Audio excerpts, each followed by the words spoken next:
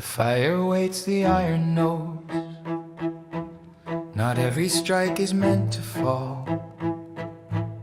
A moment held, a breath between, is where the craft is forged at all. The clock is not a threat or law. You are listening to the Innovation Forge, the #1 podcast on adaptive enrollment management, exploring the data, marketing, and strategy that fuels higher education. Here's your host, David Dysart. Hello, Guilders, and welcome to another episode of the Innovation Forge. I am your host, David Dysart, and I'm thrilled you're joining me on this journey into the innovative world of higher education and adaptive enrollment management. But welcome, Guilder, to the Forgeworks Grimoire, a guided journey through the artifacts, the personas, and the practitioner wisdom shaping the future of enrollment strategy. I'm David Dysart, and in each episode, we light the forge around a new chapter of the enrollment engine, not just to observe it, but to actually build it. From behavior streaks to counselor workflows, email triggers to aid thresholds, this isn't just feature engineering, it's feature storytelling. With every filter and join, we're crafting a clearer, smarter, more human student experience. So, whether you're a Slate Write, a strategist, or still finding your place in the Grimoire, let's see how the adaptive engagement engine takes shape today. As with all of our Forgeworks Grimoire trainings, we start today with a tarot reading. And today we are in the time of recruitment, when the first flames are lit and our messages begin to dance through inboxes and calendars. Next, we draw the topic, today's artifact of attention. This episode focuses on timing. We join the flow of time to better understand the nuanced tapestry of student engagement. The third card, the Practitioner, reveals our guide. Today, we learn from the Chronologian, who binds behavior to the tick of student and of institutional time. And finally, the one we serve. The student persona drawn from the deck today is Procrastina Page, who waits until the last possible moment to act. The forge is not quiet. It's tense. The Chronologian stands before a ring of anvils, each etched with a round name. Early action, regular, the lapping waves of transfers. He does not strike. He watches the space between strikes. Deadlines, he says, do not cause motion. They reveal it. And a student moves early and fades. Another waits, then rushes. A third circles the anvils and never comes closer. The mistake, the Chronologian continues, is thinking that the date tells us what to do. The date only tells us where we are. He turns to the table and says, now we decide when action, inspired response. Our persona today page didn't register for the info session until 10 minutes before it started. She clicked the link for the application workshop the day after it ended. But just when you think she's disappeared, she shows up with a complete app at 11:57 p.m. on the deadline day. She's always late, but never truly gone. Timing has always been one of the most uncomfortable parts of admissions work. We spend so much energy debating deadlines, reminder cadences, and how close is too close. We argue about whether students need more nudging or more space. Most of the time, we end up defaulting to calendars because they're simple. They're defensible, and they're just easy to explain. What they are not very good at is listening. This training grew out of a pattern. Maybe it's not struggling with messaging, but struggling when a message earned the right to exist. The same outreach could help one student and annoy another, purely because of timing and context. That is where the adaptive engagement engine comes from. Not as a new comm plan, not as more email, but as infrastructure that treats time as a dimension you can design against, not just survive. This is also why this module belongs to the Chronologian. Deadlines and the calendar, these things define the arena, but the behavior decides the move. An application started early means something different than one started late. Silence in week 1 is not the same as silence 3 days before a deadline. The calendar tells you where you are, the signals tell you what to do. And today we are going to build a timing-first engagement engine inside of Slate. We'll focus on application windows, signal priority, intensity rules, and help outreach land better without just adding noise.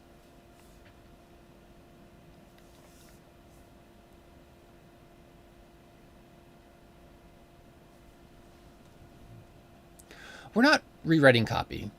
We're not judging a student. We are making the system smarter about when to act and when to wait. It gives everyone in the room a shared framework, something you can point to and say, this is why that message happened, and this is why this one did not. Let's step into the clockwork.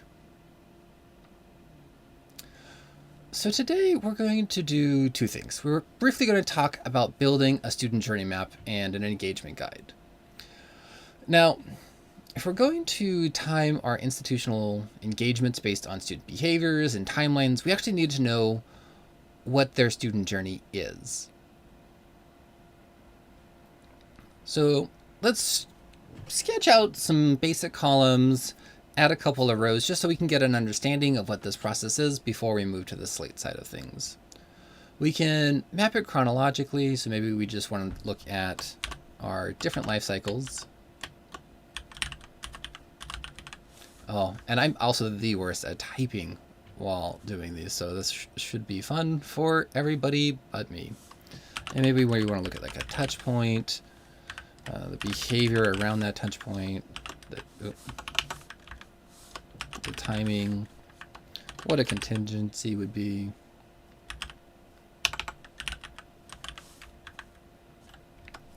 Just a name to follow up. And we'll also talk briefly about like a low resource and a high resource option would be. So low resource options that we're typically going to talk about right today would be emails, automated emails that go out. High resource would maybe be a call list from your full-time or part-time staff or your student workers. And maybe we just do, what would be the flip to cause that? Maybe some data, I don't know why. So let's look at some, when I think life cycles, we can be more granular with it, but we're just going to use some Slate terminology here. Just, are they a prospect? Are they an inquiry? Are they an app?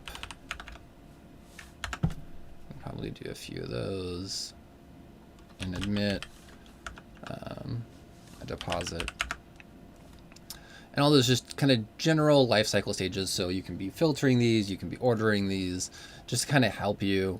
And there's a lot of wonderful work being done about the actual part of the journey the student's at. Are they finding information? Are they buying in? Are they emotionally invested? Stuff like that. But this is just keeping it simple. Today we're going to talk about a student submitting an RFI form. This is a request for information form, an inquiry form, however your terminology is in your office. We could also do things like, oh, how do we want to engage with a student after they've signed up for an event or attended an event, or the application opens, or the application submitted, or the application deadline.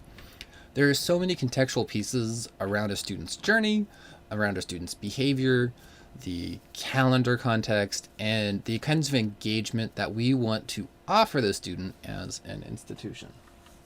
But today, given that this is an hour-long training, and I think I'm already 10 minutes into it, we'll just go look at an RFI submission and just a couple of low resource automated emails that we're going to send in relation to a student submitting that RFI form.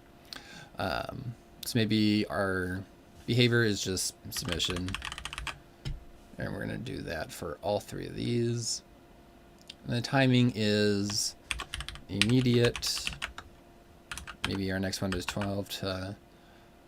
No, let's do 24 to 48 hours after submission, and then just 1 week after submission. Okay, so let's say this is going to be automatic no matter what they're doing afterwards. Same thing with this, we're just going to do an automatic. And then this will be if no additional behavior or track signal. So if the student is submitting an RFI form, they're interested in the institution, they're doing their research, they're, for some reason that they're interested enough in the institution to give their data for free with the assumption that their student journey is going to continue with you and you're going to provide them with helpful, interesting, novel information that they didn't get otherwise. And this becomes especially more true as we're getting more of those zero-click or GEO or AEO, all the different terminology people are trying to coin around people not necessarily going and clicking around your website or submitting these forms. So the people who are actually submitting, you have a very impactful moment that they're interested enough that they're going through the time to submit the form. And I've seen a lot of forms. Some of them are not that easy to submit. So you've got their interest enough to actually be engaging with you.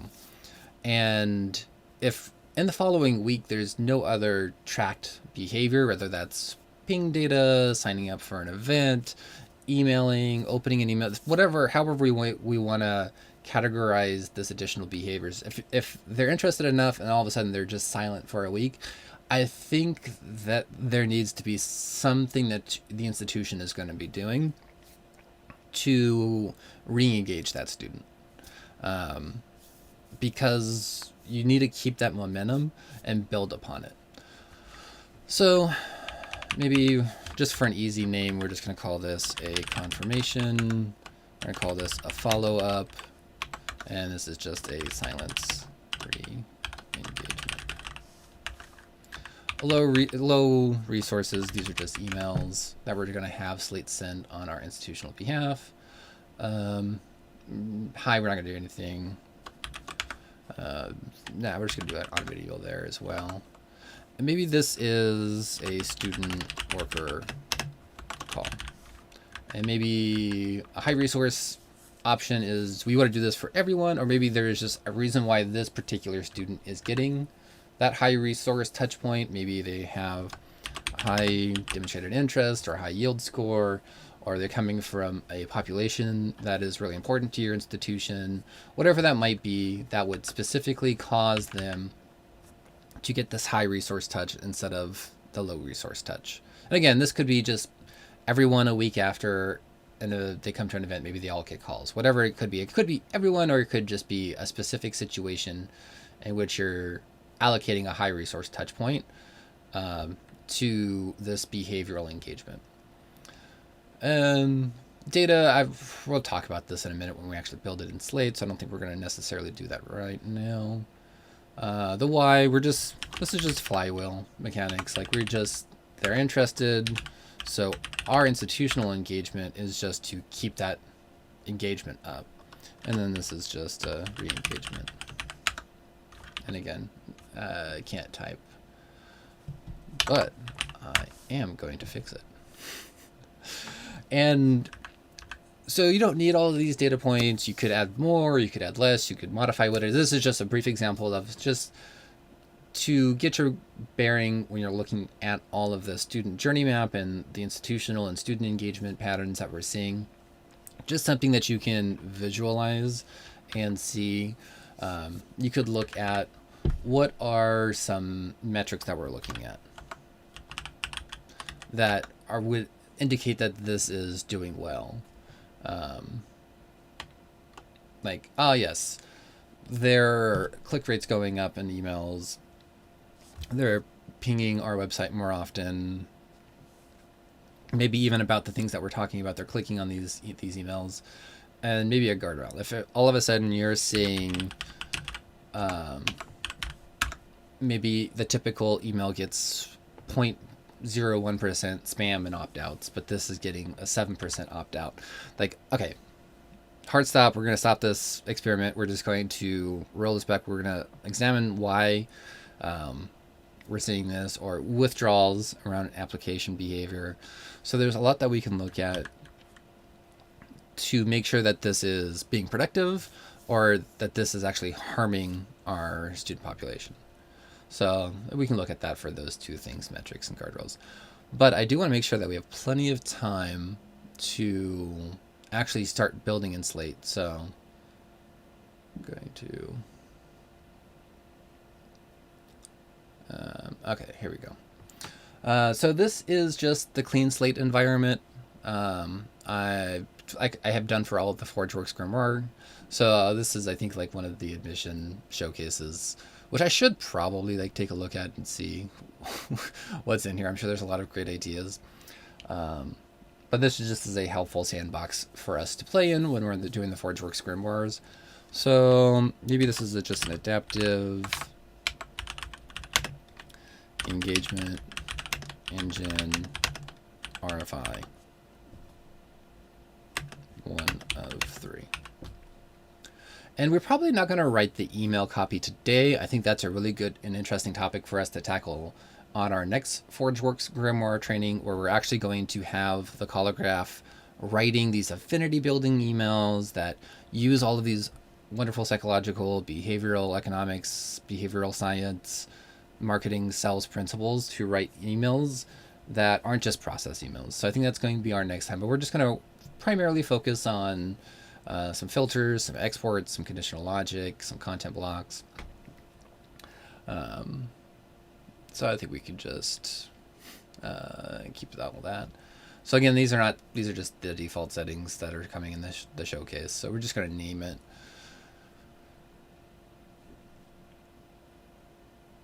Okay, so we're going to do 3 emails. Again, it's that confirmation email. It's the kind of curiosity capture a day or two after they submit the RFI form. And then again, if a week later they're just not engaging with us after that RFI submission, we're going to send another email that is as tailored as possible. We're not going to build... I like a nice short inquiry form that just has half a dozen data points, the stuff that you need in Slate, and then a nice automatic redirect to a longer Slate form that allows you to capture all of the interested parties without getting those stop-outs of people like, I'm not going to answer a 25-question RFI form. But the folks that are interested are going to stick with you. They're going to fill out that second form. You're going to pre-fill the name and all of that stuff for them, because that redirect, you're just going to include their GUID. So hopefully when they submit the RFI form, you do have some additional data points. We're not going to focus on that right now. We're primarily going to work with some American Community Survey, ACS data that just comes pre-built in Slate. I think this had a first gen field already built into the showcase. And then I think I just added an engagement score for us to play around with. So let's go ahead and edit our recipient list. We're going to make one. Of course, great opportunities to build templates and have configurable joins libraries to kind of speed up these processes. But this is a clean slate, so I don't have any of that. So we're just going to do adaptive engagement engine, RFI form. So we're going to do this in configurable joins. Just going to do parsing such as an RFI form. Yeah, that's a huge fake data set they've generated for us. That's great. Way to go, Technolutions. There's so many like fun little things that, like, wow, that is a lot of effort they probably put into generate that many fake records for us to just kind of play around with.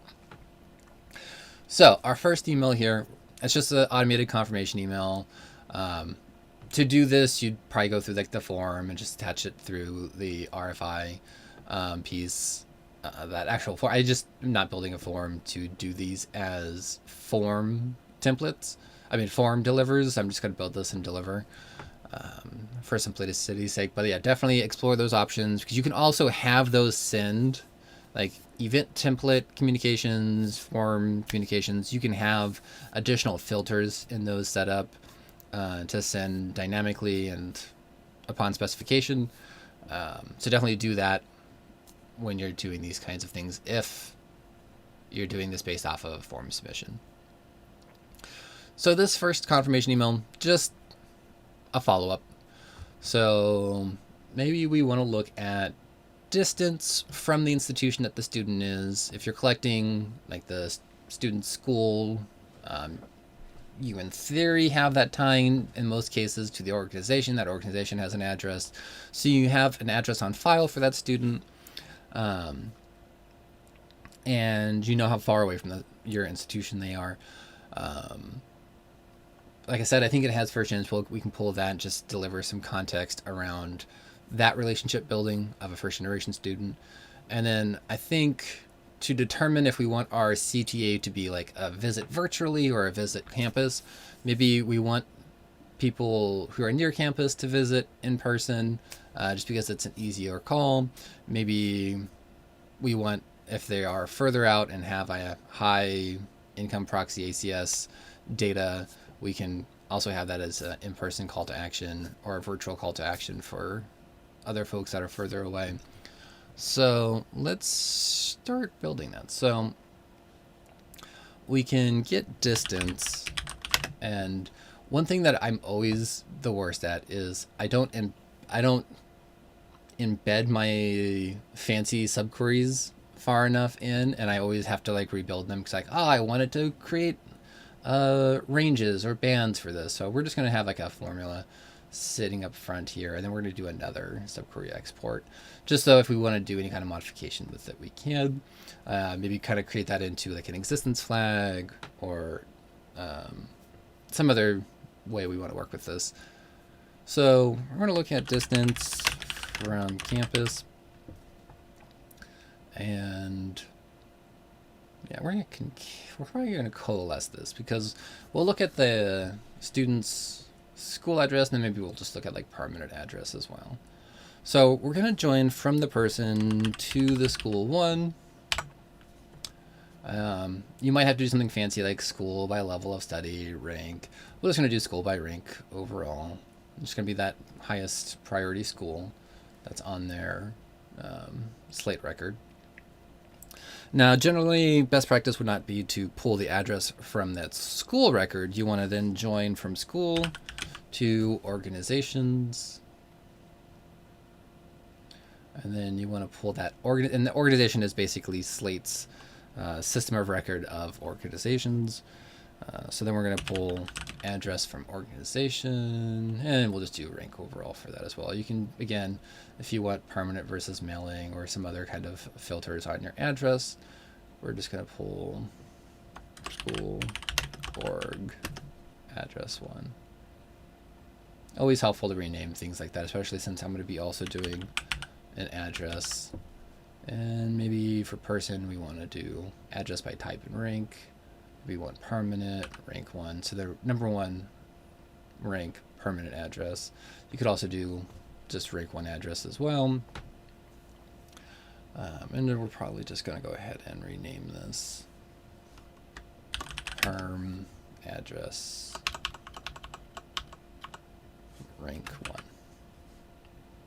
Again, it just kind of clears it up. So when you're doing your filters and exports, you'll know what that is. So we have our joins, so now we can start adding some exports, and we want to maybe longitude latitude would probably be the best way to do this. So school org address rank 1. So how far is that student's school address or the organization address from that school? I probably should have pulled longitude and latitude for this, but I don't, so I'm just going to do 10. So how many miles is that student's address from that longitude and latitude? You can Google your institution's longitude and latitude, and then we're going to create another one for the student's permanent one address. So, and we're going to add that 10. Actually, I have no idea. I should Google where this is after this. I'm not going to remember to, but so coalesce essentially tells you like, oh, if this value does not exist, then go to the next one. And what could be interesting is maybe you don't want to know a student's school address if it's international. So maybe we do school address. And we filter this by country. Because maybe if the student's school address or permanent address is in a different country, but the inverse is not, let's just say United States. So if they're not in the United States, they're essentially going to just not have a value here, and it'll check down to the next one. So we go our latitude, longitude, and that'll be 10.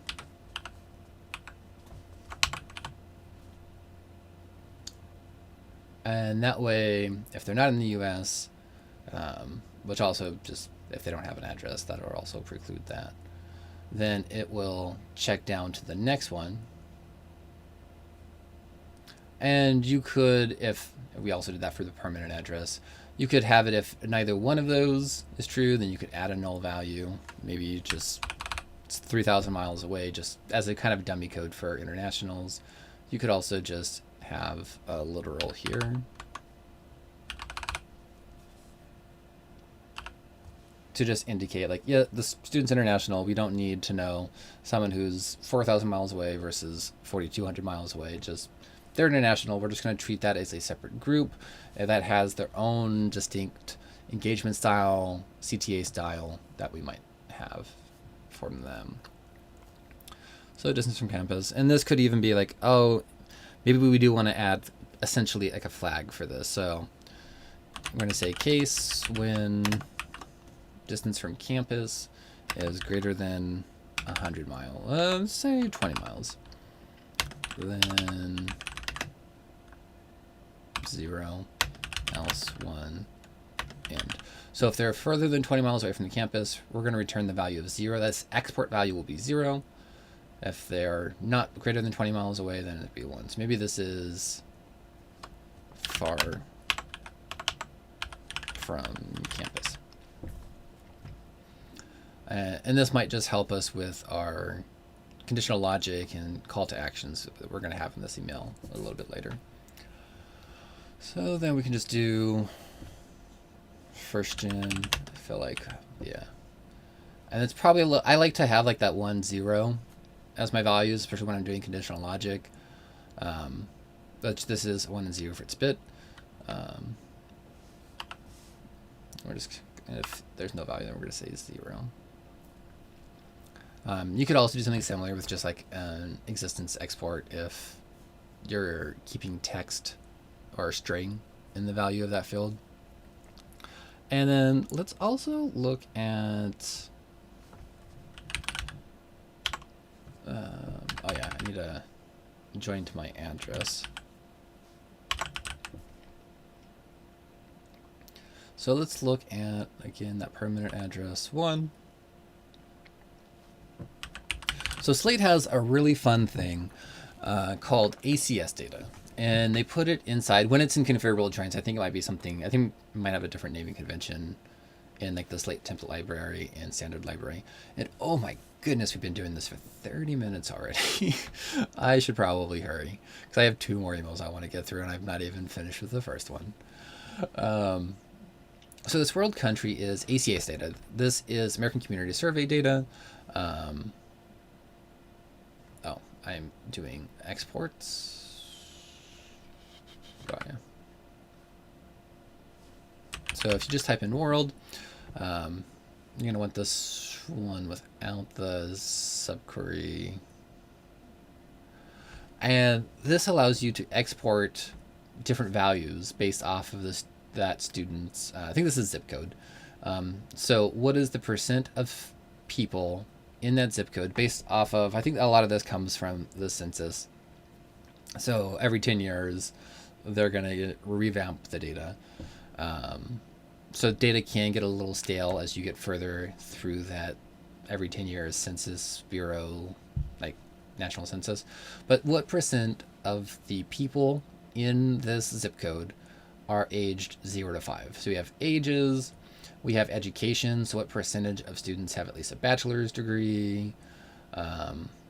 what percent of people are employed in the armed forces, what percent have an income between 35 and 50K, median household income, per capita income, what percent are like working in the manufacturing industry, percent does not speak English. There's similar data like College Board. Is landscape, not landscape data. Segment analysis. Yeah, I think it's segment analysis data. It has similar community-based information that's I find is really interesting and helpful. When you, like I said, you don't have additional data points. You don't know what enrollment factors they have. You don't know that kind of really contextual information on a student that they have self-selected to give you. So you work with this ecospherical data of just if it has a high educational attainment in this community, maybe that's an element that you can work with when you're communicating with the student if you don't know anything else about them. So ACS data just has a lot of really interesting stuff here. Typically, if you are doing anything with this, there are going to be people who don't have this information for them, especially if you're doing something like the College Board data. So you can, for like this, since this is zip code based, you can look at an aggregate or an average or at the state level or just from a general population. So instead of having a null value, you have at least a value that you can fall back on, similar to how we did that from the far from campus export. So what was I looking? Yeah, so let's look at an income proxy, because if someone is 2,000 miles away and the median income, let's see, median household income, I feel like that's usually higher than like a per capita. So we go with per capita. So let's see, case win.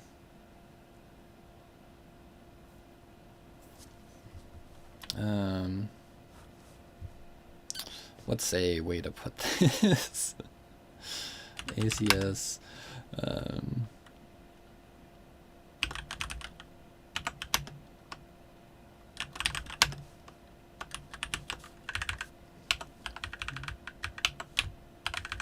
Put those dashes in. When you're working with like content blocks and stuff like that, it will put the dashes in for you. But it's just kind of nice to have. You can kind of come over here and copy paste. You're not having to manually type it. So maybe when the per capita income, and to get that actual data, so we'll go search that world. So realistically, what you're going to be using here is just the value. So depending on what data point you are connecting to, whether that's income or that's industry, whatever it might be, you're just going to use this value as like, this is the data point that you're pulling. So when that is maybe less than, let's say, $50,000, then how do we code the far from campus? So the far from campus is 0. So yeah, that's else. So maybe we just or income visit. So yeah, it might not behoove you after a student submits an RFI form, which is likely kind of one of those first hand raising points. If they live far away from you, you know that a lot of folks in that community don't make a ton of money. Why are you going to ask them to visit your campus? Maybe you're going to throw them a virtual visit, virtual tour, or learn more, something like that. So just being a little bit more sensitive with how you plant your call to actions or CTAs, to be a little bit more effective, a little bit more sensitive. So if they are a little bit more strapped for cash super early in the journey, it just doesn't necessarily make a ton of sense to ask them to come to, I don't know why I would have put comma when I'm trying to compare values, but sure. And you could do this with a formula. You could do this with compare. I guess compare would be in, filter. We'll do that later. So we have our first 3 data points for this email. So maybe our very contextual moment-specific CTA uses these 3 data points, or we add some conditional logic with this follow-up email based off this. And again, we'll go through this a little bit more in our next Grimoire training. But yeah, I think what could be interesting here is that, like, if they're 10 miles away from campus, or I guess less than 20, then yeah, maybe it's more reasonable to ask them to come to campus. But if they're farther away, they don't have in that community a ton of money, that just doesn't make sense to have that kind of call to action. So next, and we'll just kind of call this 01 confirmation.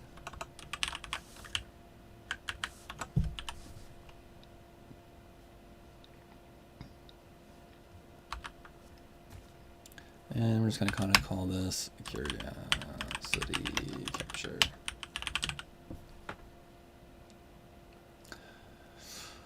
And this, I think, was going to be a little bit, makes a little bit more sense. Actually, tailor the content of that.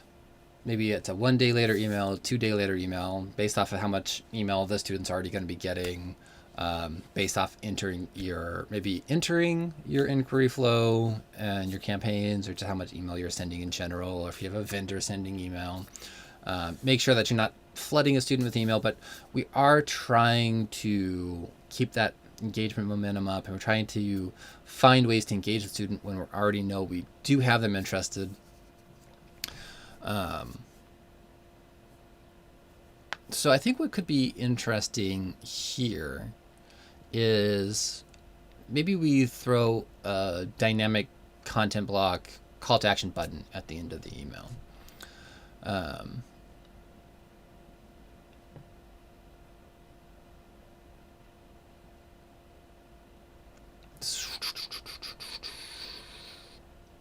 Yeah. So maybe based on cycle timing, maybe this is at the beginning of the application cycle versus the end of the application cycle. Students, let's throw in their engagement score. Did I not add an engagement score? Maybe I call it a demonstrated interest.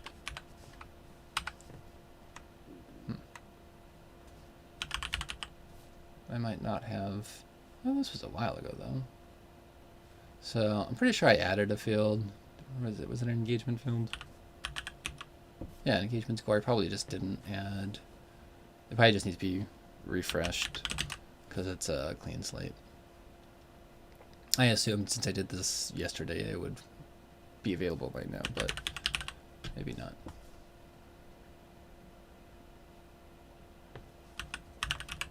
There we go. So we're going to have an engagement score and maybe some previous behaviors.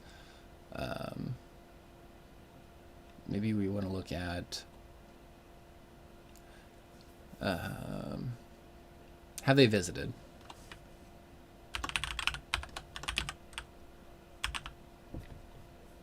I guess if they're submitting an R5 form, they probably haven't visited, but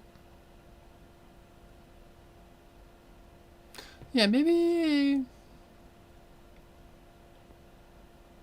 let's just do timing. R5 less than 1 week after app opens.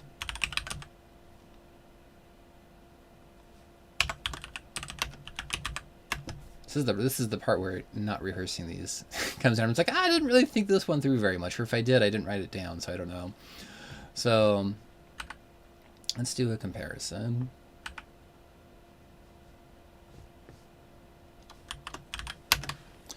App open to RFI submitted.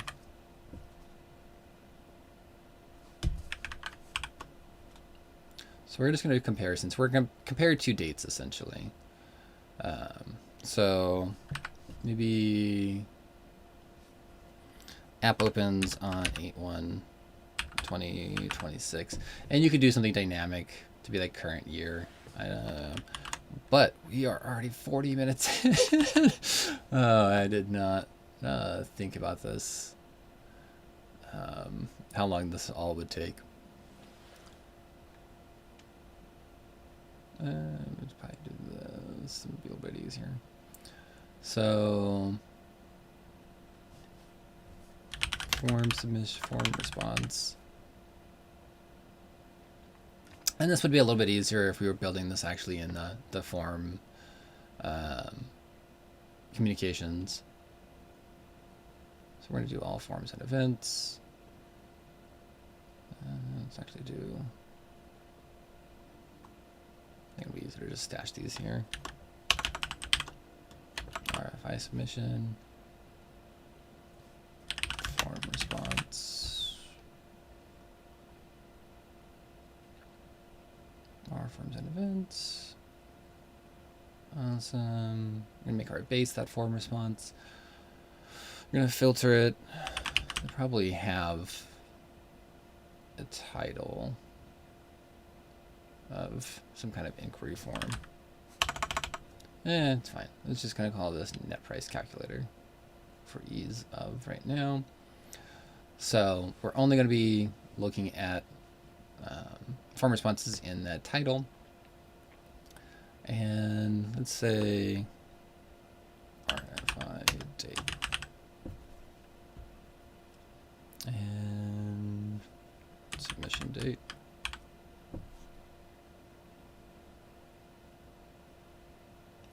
Okay.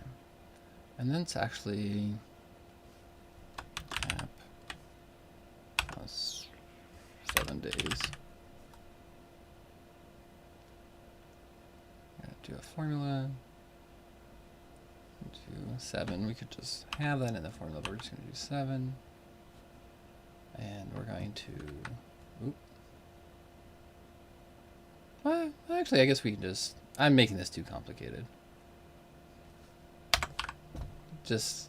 That's the within 7 days of the application open. So, if that's early in the application timeline cycle that this is happening, then we're just going to have an existence of like, yes, this RFI was submitted less than a week after the application opens. So we can go over here to deliver content blocks. I think I added a CTA. So we have a tell us more about yourself in this content block, which we're basically going to drive this content based off of our exports. So a tell us more versus a virtual tour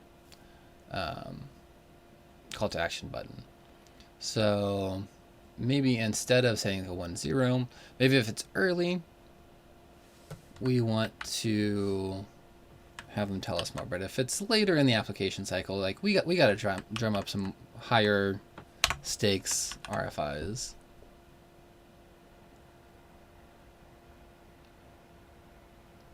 But if it's early in the application cycle, it's okay. They can tell us more. We're not going to hard sell them on a virtual tour. And we'll actually use this. And again, probably just want to put some dashes in this to make this a little bit easier.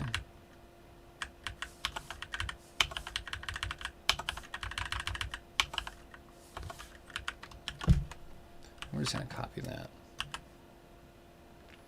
And if we actually pop over to our email, and a content block, if you're not using content blocks, they are amazing for so many things. One of my favorite features of Slate. So you kind of called it similar to a merge field, just because it has the curly brackets.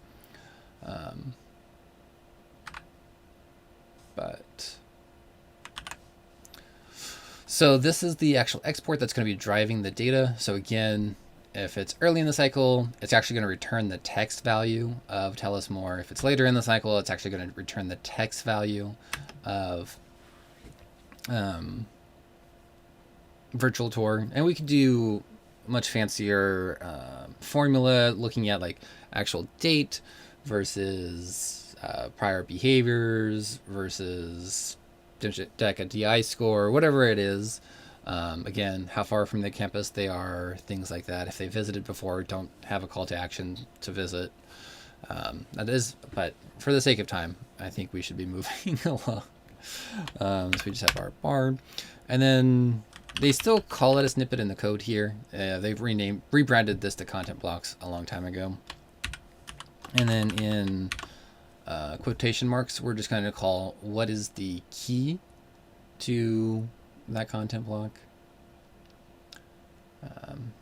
And then we're just going to, yeah, and then that's just automatically going to close it out with the curly brackets. So now, based off of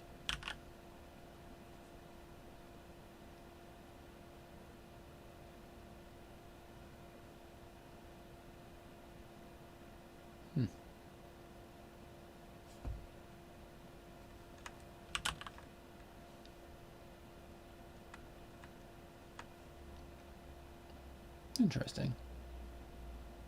What not? Oh, okay. Yes, again, if I could type at all, that would be fantastic. Yeah, I can't forget the colon there.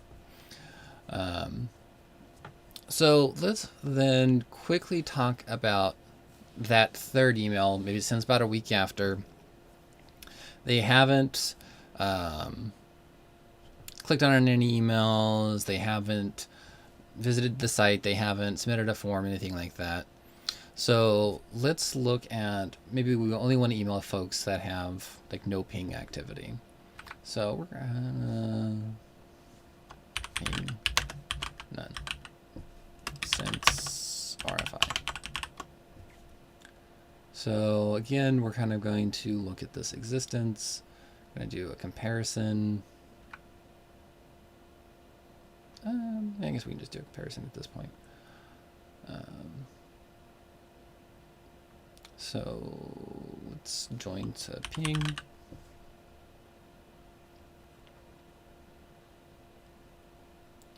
And then we're going to join, again, we'll just do a generic form response.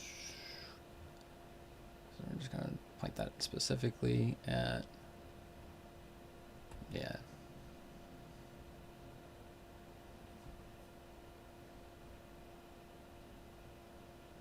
So we're only going to send this if the ping date timestamp. And you're going to want to filter that. I should have done this, but sorted the pings by like most recent, because this is going to give you a ping's timestamp, but not necessarily ordered in any particular way. So that should have been a subquery export sorting it, but that's not what I did. So, and then we're going to look at that submission.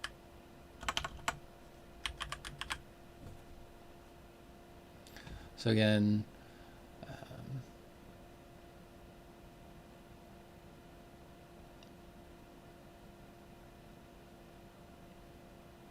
that's why I wanted to do the existence.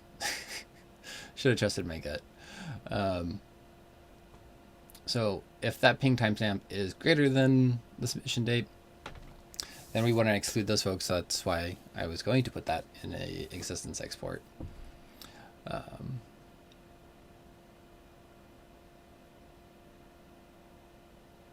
Yeah.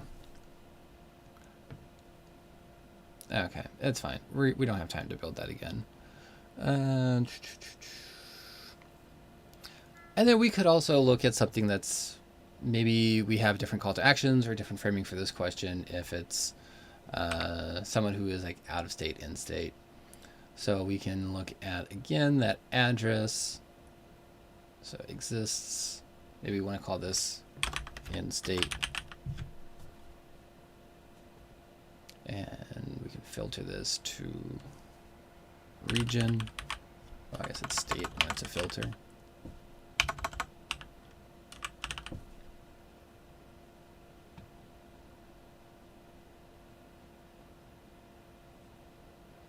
I'm in sunny old California.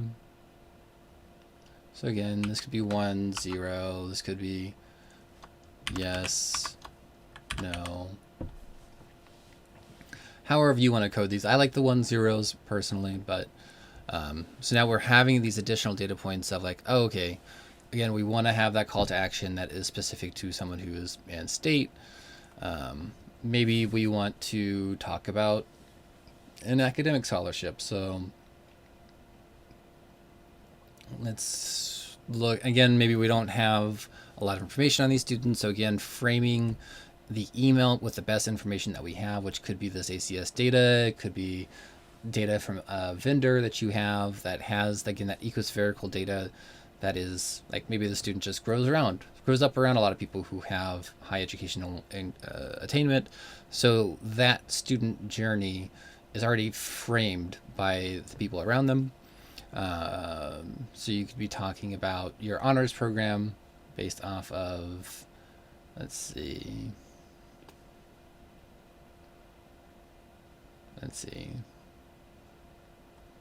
percent with at least a graduate or professional degree. Or you could frame like, oh, students who come here go to these grad programs.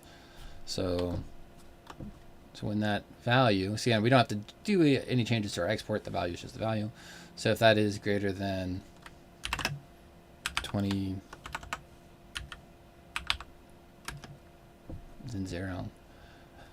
I should have refreshed. Does this come as a point, or is that just a hard number? It might just be a hard number, so you don't need the point. Definitely check that. So if it's greater than 20%, then we're just going to say a 1, else a 0. So again, just to help you frame in those early stages of the recruitment funnel, as much as you can, tailor an email based off of what is going to likely resonate with the student, since we might not have a lot of that data. And you could check down to this. So again, you could coalesce this like we did with the far from campus export. So if we know that a top enrollment factor for the student is, because they've explicitly told us going to grad school, or if you are running an independent subquery off of what's the highest percentage of those kinds of responses to people at the school level, or if you have some kind of data set that you know where your students are going afterwards. Again, looking at that ecospherical, like that in-house ecospherical data. We know students from the school typically go on to grad school.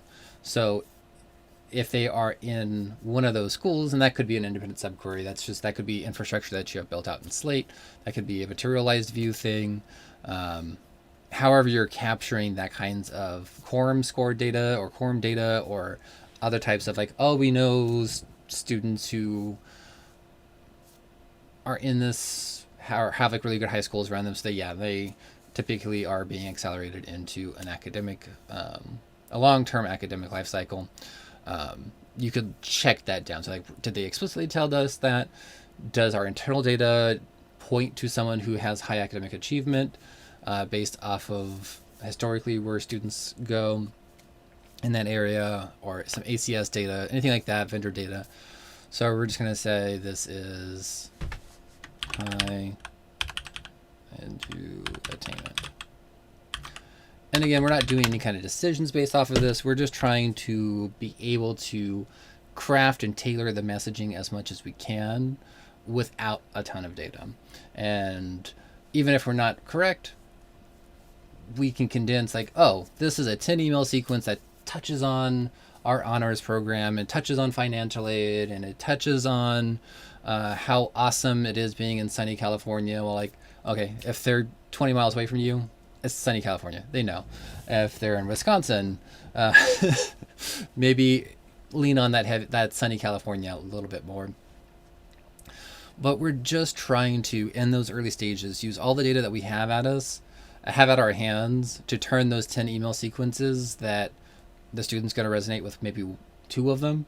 And we're just increasing the odds of that single email resonating with them more, or that 2 emails resonating with them more, based off of whatever data we have available. So yeah, we can do that. And we'll go more into the actual writing of the emails in our next Forgeworks Grimoire. But we are almost at an hour here, so I do want to make sure that we're transitioning into our other segments. So one last practitioner insight I think would really help as we move from that live demo. The Chronologian is really speaking to us and saying, again, that the calendar defines the arena that you're working in, but the actual behavior decides the move the institution needs to make. And with our runes of practice, this is essentially our blueprint breakdown of the episode, is we really need to begin with a journey, not a calendar. And we're going to map out that student experience. We can do it chronologically. And then we really need to identify those moments that matter, because the engagement should meaningfully respond to that milestone, to the behavior, or any kind of informative silences that the student is giving us. Not just an arbitrary date of, oh, it's December 3rd. We always send this nudge to finish the application, to complete their checklist. And those really process-driven emails that, like, oh, okay, we are 2 days before application deadline, we need to do an application nudge. Like, those are kind of meat and potatoes of the admission office, so I'm not going to tackle those at the moment. But really, as much as we can craft the institutional engagements to the student journey, where they are at the moment, what they're doing, what they're indicating to us, what signals they're giving us, we really need to be able to ingest that data and craft a really human forward response. And we'll talk later about how to do more of the along the lines of the call lists, the informative pieces, so your staff are fully empowered to engage with that student again at that really human level. At a glance, they don't have to look at a student's file for 20 minutes to be prepared for a phone call with a student. But there is going to be a lot of lift that Slate is doing automatically, and being able to craft these emails ahead of time to engage with the student where they are, what they're telling us, or just what we can glean possibly is informative, is so important. And we're going to be using the exports, the filters, conditional logic, content blocks to create these durable signals and act on them. So we need to track whether something has happened, whether anything has happened since that moment that matters. These indicators should persist and update automatically and just remain readable across the entire funnel. And it is so important to anchor these early engagements with confirmations and redirections. And we're pairing every initial action with a clear confirmation and a low friction next step. They don't need an 800, they're interested, they don't need an 800 word block of text sent at them. Redirect is a short form to those longer forms for exploration without pressure. Segmenting lightly using the context, not just assumptions that they want to get all 10 of your emails. Things like distance, first generation flags, income proxies shape how you can frame, especially these really early opportunities. And we're not building anything, we're not promising anything based off of these, but we're just at these early stages using the data that we have available that can help inform what kinds of communications and engagements might land better for these students. Yeah, we're just using these signals to guide the modality and the tone. We don't have that more concrete data. And then let silence really earn its response. A silence break should only trigger after a fair waiting period. So these are things like no opens, no tracked activities, 7 to 10 days later, even though they had enough interest to take the time to submit that RFI form. It's a signal. It's not a failure. We just are trying to understand the human journey that they're going through and help curate it and help be a resource for them as much as we can. The discussion sparks, so these are questions that you can take to your team. Where does timing help today? And where does it actually get in the way? So think about the moments when outreach has landed really well because of when it happened in the student's context, and moments when it failed. Even though the message itself was fine, it just reached them at the wrong time. And which signals do you trust enough to let them suppress the outreach? Engagement, silence, application progress, deadline proximity. Where are you actually comfortable letting the system wait instead of automating a nudge or a check-in and being more contextual with the student and less on the calendar? And how do your current deadlines actually shape behavior unintentionally? Consider where fixed calendars may be rewarding those early movers while quietly losing students, like procrastina page. And where would a shared timing framework reduce that internal friction?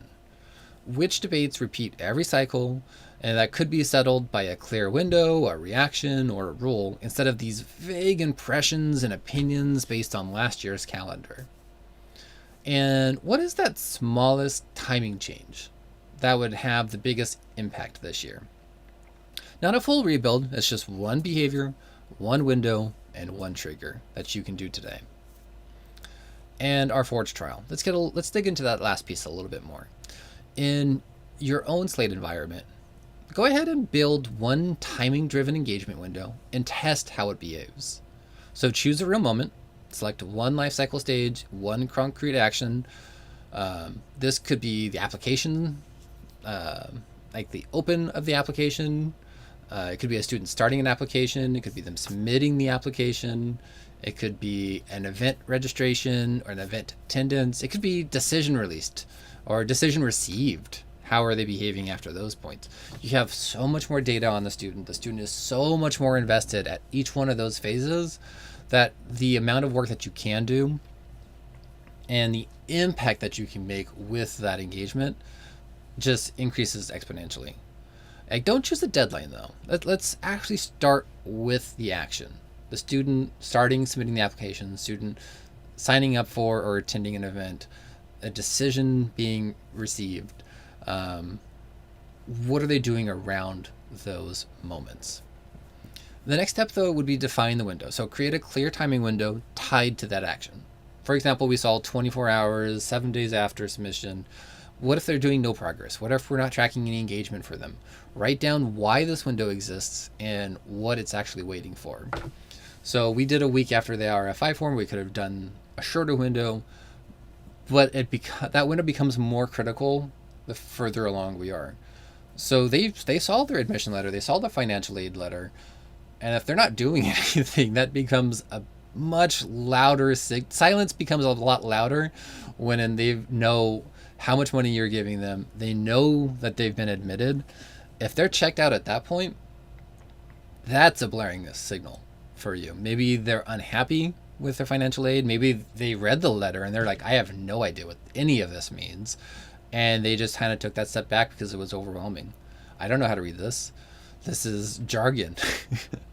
And there's tons of resources that you can provide on a student's portal to help them with that process and counseling and all of that. But like, what is the silence telling you?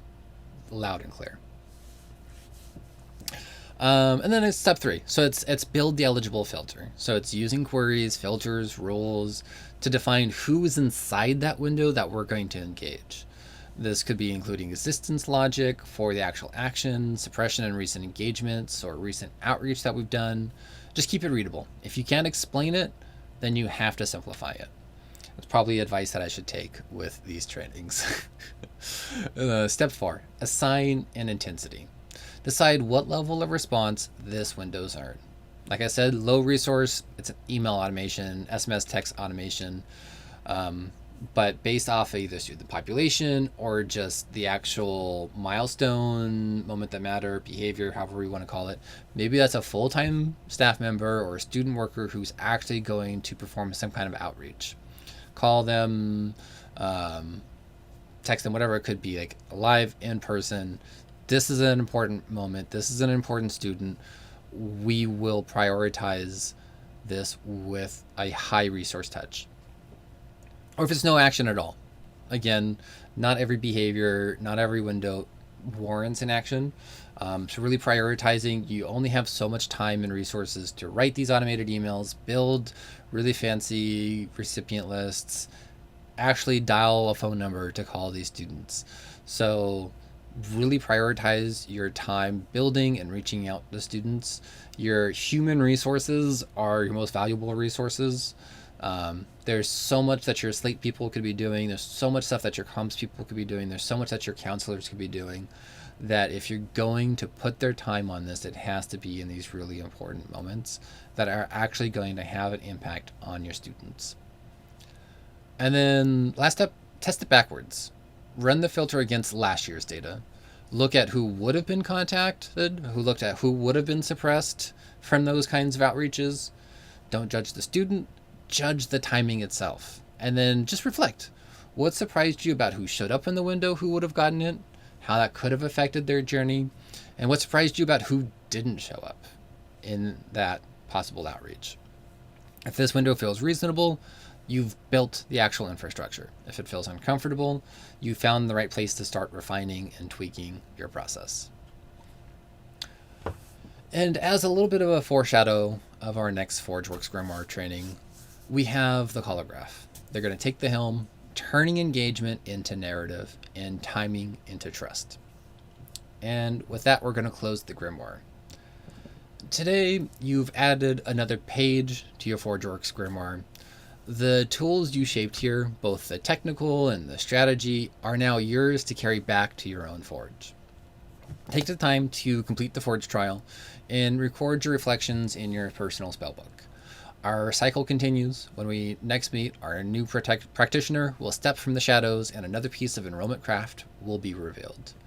Until then, may your work bridge the veil between the realms of data and understanding.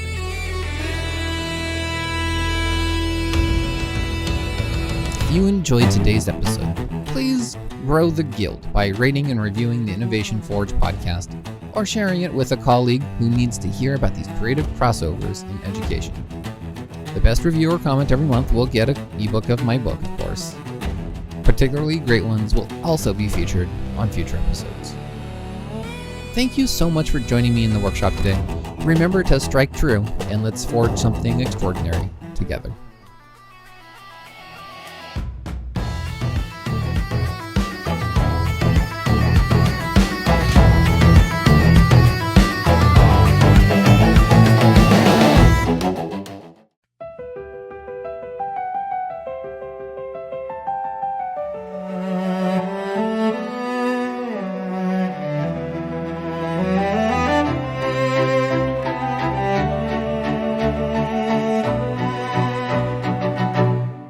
Fire waits the iron nose. Not every strike is meant to fall. A moment held, a breath between, is where the craft is forged at all. The clock is not a threat or law.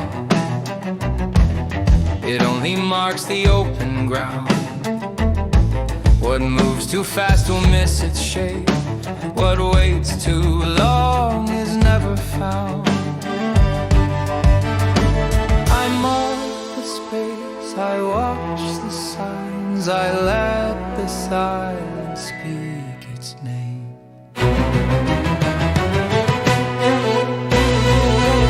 There is a measure between the hits, a space where meaning lives or quits. Not too soon, not left behind. I work the hour, not the line. The art is knowing when to move, the art is knowing when to wait. I do not chase the turning hands, I choose the moment that they make.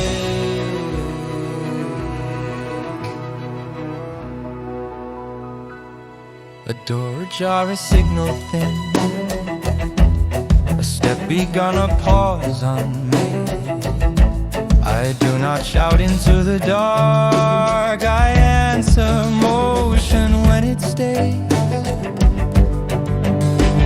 The louder call is not the truth, the truest ones arrive on time.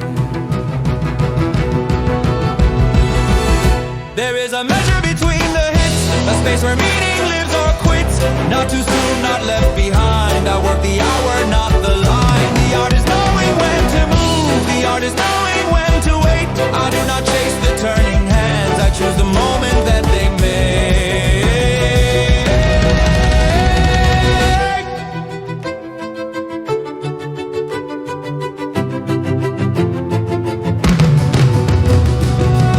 If you listen, time will tell which doors are noise, which doors are real. Hold the count, respect the gap, let motion earn the next impact.